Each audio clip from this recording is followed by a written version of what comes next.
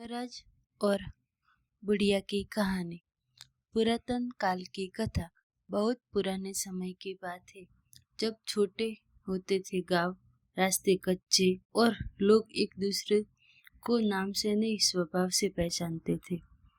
ऐसा ही एक गांव था, धर्मपुर। गांव के बाहर पीपल का एक बहुत पुराना पेड़ था। उसके नीचे एक झोपड़ी थी। उस झोपड़ी में एक बुढ़िया रहती थी। कोई नहीं जानता था वह कहाँ से आई थी, कब आई, या उसका कोई अपना भी है या नहीं।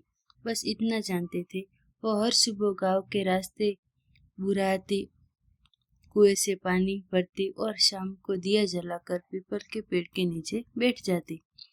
गांव के लोग कहते थे, बुढ़िया अजीब है, ना किसी से कुछ मांगती है, ना किसी से कर जाती है। कुछ लोग उसे पागल कहते थे, कुछ उससे डरते थे। बच्चों को सिखाया जाता था उसके पास मत जाना, पर बुढ़िया हर किसी को एक ही नजर से देखती, शांत, गहरी, बिना शिकायत।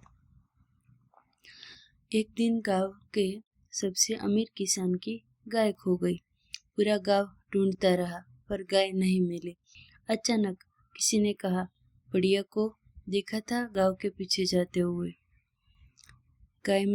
गांव में हलचल मच गई। लोग बुढ़िया के पास पहुंचे। बुढ़िया ने धीमी आवाज में कहा, गाय जंगल की ओर गई है, पर डरिए मत, वह सुरक्षित है। लोगों ने ध्यान नहीं दिया, लेकिन अगले दिन गांव सच में जंगल के किनारे मिल गई।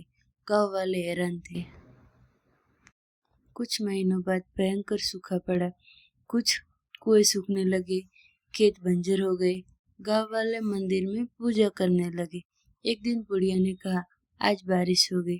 लोग हंसे, पर उसी रात तेज बारिश हुई।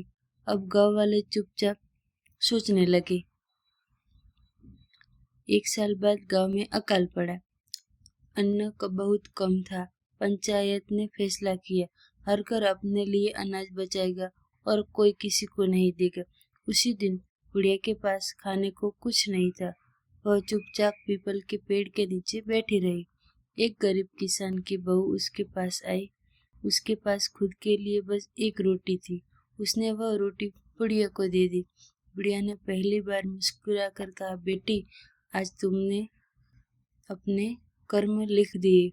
उसी रात पूरा गांव अजीब नींद में चला गया और आत्माओं ने खुद को यमलोक पाया। वहां धर्मराज महाराज का दरबार था। चित्रगुप्त कर्म पढ़ रहे थे।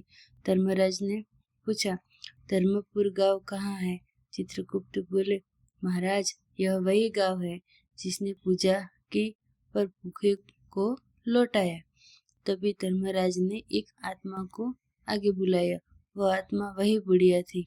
धर्मराज ने कहा, तुमने मानव रूप में रहकर लोगों की परीक्षा ली।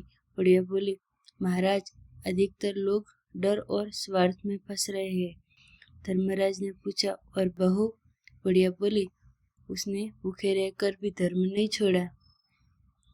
धर्मराज महाराज खड़े हुए। उन्होंने कहा, जिस गांव में पूजा होती हो पर करुणा नहीं, वह अधर्म के रास्ते पर है, और जो एक रोटी बांटता है वही असली धर्म जानता है। फिर उन्होंने आदेश दिया, उस बहू का हर जन सुख में बीते और गांव को एक और मौका दिया जाए। गांव वाले अपनी चारपाइयों पर जागे। सब कुछ जैसा का तैसा था, बस फर्क इतना